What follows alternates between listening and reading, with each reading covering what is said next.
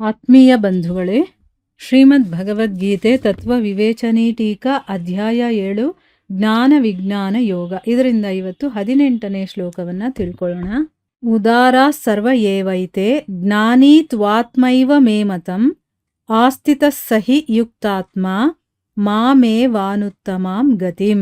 ಅನುವಾದ: ಇವರೆಲ್ಲರೂ ಉದಾರರಾಗಿದ್ದಾರೆ, ಆದರೆ ಜ್ಞಾನಿಯಾದರೋ ಸಾಕ್ಷಾತ್ ನನ್ನ ಸ್ವರೂಪವೇ ಆಗಿದ್ದಾನೆ ಎಂಬುದು ನನ್ನ ಮತವಾಗಿದೆ. ಏಕೆಂದರೆ ಮದ್ಗತ ಮನಬುದ್ಧಿಯುಳ್ಳ ಜ್ಞಾನಿ ಭಕ್ತನಾದ ಅವನು ಅತ್ಯುತ್ತಮ ಗತಿ ಸ್ವರೂಪಿ ನನ್ನಲ್ಲಿಯೇ ಒಳ್ಳೆಯ ಪ್ರಕಾರದಿಂದ ಸ್ಥಿತನಾಗಿದ್ದಾನೆ. ಇದು ಶ್ಲೋಕ ಮತ್ತು ಅದರ ಅನುವಾದ. ಈಗ ಇದನ್ನು ಅರ್ಥ ಮಾಡ್ಕೊಳ್ಳೋದಕ್ಕೆ ಪ್ರಯತ್ನ ಮಾಡೋಣ. ಭಗವಂತ ಜ್ಞಾನಿ ಭಕ್ತನನ್ನ ಎಲ್ಲಕ್ಕಿಂತ ಶ್ರೇಷ್ಠ ಮತ್ತೆ ಇನ್ನೂ ಅತ್ಯಂತ ಪ್ರೀತಿ ಪಾತ್ರನು ಅಂತ ತಿಳಿಸ್ದ. ಹಾಗಿದ್ಮೇಲೆ ಇನ್ನು ಬೇರೆ ಭಕ್ತರಿರ್ತಾರಲ್ಲ, ಅವರು ಶ್ರೇಷ್ಠರು ಮತ್ತೆ ಪ್ರಿಯರಲ್ವಾ ಅನ್ನುವಂಥ ಪ್ರಶ್ನೆ ನಮಗೆ ಬರುತ್ತಲ್ವಾ. ಅದಕ್ಕೋಸ್ಕರ ಇಲ್ಲಿ ಭಗವಂತ ಹೇಳ್ತಾನೆ, ಇವರೆಲ್ಲರೂ ಕೂಡ ಉದಾರರೇ, ಅಂದರೆ ಎಲ್ಲರೂ ಕೂಡ ಶ್ರೇಷ್ಠರೇನೆ. ಆದರೆ ಜ್ಞಾನಿ ಇದಾನಲ್ಲ, ಅವನು ಸಾಕ್ಷಾತ್ ನನ್ನ ಸ್ವರೂಪವೇ ಆಗಿದ್ದಾನೆ ಅಂತಂದ್ಬಿಟ್ಟು ಇಲ್ಲಿ ನನ್ನ ಮತ ಇದು.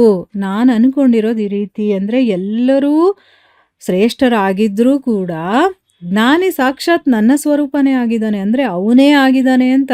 ಯಾಕೆ ಅಂತಂದರೆ ಮದ್ಗತ ಮನಬುದ್ಧಿ ಇರುವಂತಹ ಜ್ಞಾನಿ ಭಕ್ತನಾದ ಅವನು ಅತ್ಯುತ್ತಮವಾದಂತಹ ಗತಿ ಸ್ವರೂಪಿ ನನ್ನಲ್ಲಿಯೇ, ಅಂದರೆ ಏನು, ಸದಾ ನನ್ನಲ್ಲೇ ಮುಳುಗಿರ್ತಾನೆ ಅಂತ ಅರ್ಥ. ಈ ರೀತಿ ನನ್ನಲ್ಲೇ ಒಳ್ಳೆಯ ರೀತಿಯಲ್ಲಿ ಅವನು ಸ್ಥಿತನಾಗಿರ್ತಾನೆ. ಅದಕ್ಕೋಸ್ಕರ ಅವನು ನನ್ನ ಸ್ವರೂಪನೇ ಆಗೋಗಿದ್ದಾನೆ ಅಂತ ಹೇಳ್ತಾರೆ. ಈಗ ಪ್ರಶ್ನೆ ಏನಪ್ಪಾ ಅಂದರೆ, ಇವರೆಲ್ಲರೂ ಉದಾರರಾಗಿದ್ದಾರೆ ಅಂತ ಹೇಳಿದಾರಲ್ಲ, ಅದಕ್ಕೆ ಅರ್ಥ ಏನು ಅಂತ ಇಲ್ಲಿ ಪ್ರಶ್ನೆ ಕೇಳ್ತಾ ಇದ್ದಾರೆ. ಉತ್ತರ ಏನು ಅಂತಂದರೆ, ಇಲ್ಲಿ 4 ರೀತಿಯ ಭಕ್ತರ ಬಗ್ಗೆ ಮಾತಾಡ್ತಾ ಇದ್ದಾರಲ್ಲ. ಅರ್ಥಾರ್ಥಿ, ಆರ್ಥಿ, ಜಿಜ್ಞಾಸು, ಇವರು ಕೂಡ ಭಕ್ತರೇನೆ. ಅವರು ಕೂಡ ಏಕನಿಷ್ಠರೇ ಆಗಿದ್ದಾರೆ. ಅವ್ರಿಗೂ ಕೂಡ ಭಗವಂತನಲ್ಲಿ ದೃಢ ಮತ್ತು ಪರಮ ವಿಶ್ವಾಸ ಇದೆ. ಅವರು ಕೂಡ ಭಗವಂತ ಸರ್ವಶಕ್ತಿವಂತ, ಸರ್ವಜ್ಞನಾಗಿದ್ದಾನೆ, ಸರ್ವೇಶ್ವರನಾಗಿದ್ದಾನೆ, ಪರಮ ದಯಾಳುವಾಗಿದ್ದಾನೆ ಮತ್ತು ಪರಮ ಸುಹೃದು ಕೂಡ ಆಗಿದ್ದಾನೆ ಅನ್ನೋ ಮಾತನ್ನು ಚೆನ್ನಾಗಿ ನಿಶ್ಚಯ ಮಾಡ್ಕೊಂಡಿದ್ದಾರೆ. ಅವ್ರಿಗೆ ಗೊತ್ತಿದೆ ಇದೆಲ್ಲ ವಿಷಯಗಳು. ಆಮೇಲೆ ನಮ್ಮ ಆಸೆ ಆಕಾಂಕ್ಷೆಗಳು ಎಲ್ಲವೂ ಕೂಡ ಅವನಿಂದ ಮಾತ್ರನೇ ಪೂರ್ತಿ ಆಗತ್ತೆ ಅನ್ನೋದು ಕೂಡ ಅವ್ರಿಗೆ ಗೊತ್ತಿದೆ.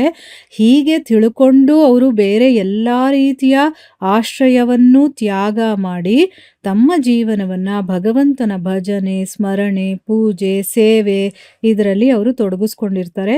ಮತ್ತು ಅವರ ಪ್ರತಿಯೊಂದು ಕೆಲಸ, ಚೇಷ್ಟೆ ಏನೇ ಆಗಿರಬಹುದು, ಭಗವಂತನ ವಿಶ್ವಾಸದಲ್ಲಿ ಸ್ವಲ್ಪ ಕೂಡ ಕೊರತೆ ಬರೋ ಹಾಗಿರತ್ತಂದ್ರೆ ಅವರು ಅಷ್ಟು ಹುಷಾರಾಗಿ ಆ ಕೆಲಸಗಳನ್ನು ಮಾಡ್ತಾರೆ.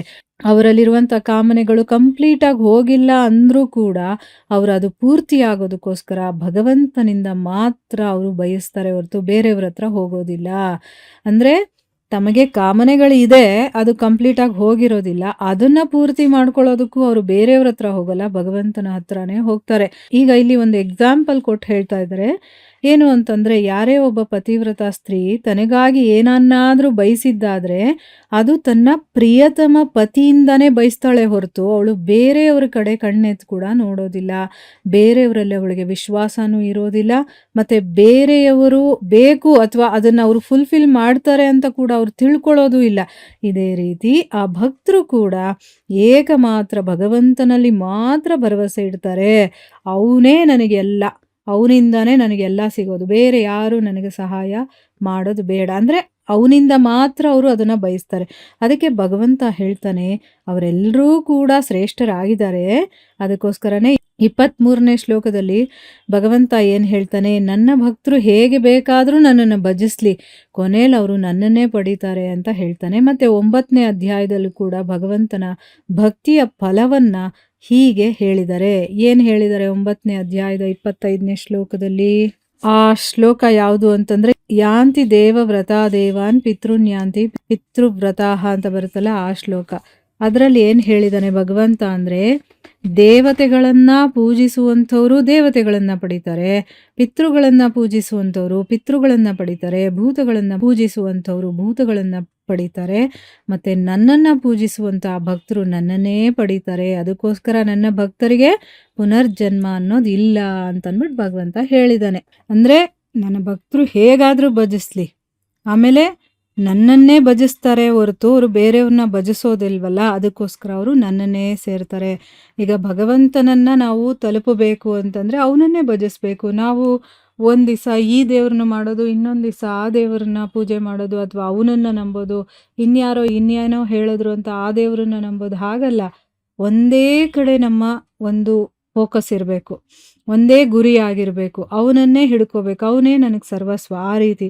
ಅದನ್ನೇ ಶರಣಾಗತಿ ಅಂತ ಹೇಳೋದು. ನಾವು ಅವನಿಗೆ ಎಷ್ಟೆಷ್ಟು ನಮ್ಮನ್ನು ನಾವು ಸರೆಂಡರ್ ಮಾಡ್ಕೊಳ್ತಾ ಹೋಗ್ತೀವೋ ಅವನು ಕೂಡ ನಮಗೆ ಅಷ್ಟಷ್ಟೇ ಸಿಗ್ತಾ ಹೋಗ್ತಾನೆ. ಅದಕ್ಕೋಸ್ಕರ ಇಲ್ಲಿ ಭಗವಂತ ಸ್ವಯಂ ಹೇಳಿದಾನೆ, ನನ್ನನ್ನು ಸದಾ ಸ್ಮರಿಸ್ತಾ ನನ್ನಲ್ಲೇ ಅವನು ಒಂದಾಗಿರ್ತಾನಲ್ಲ ಅಂಥ ಭಕ್ತ ನನಗಿಷ್ಟ, ಅವನು ಕಡೆಗೆ ನನ್ನ ಸ್ವರೂಪವನ್ನೇ ಪಡ್ಕೊಳ್ತಾನೆ ಅಂತ ಅವನೇ ಹೇಳಿದಾನಲ್ವಾ.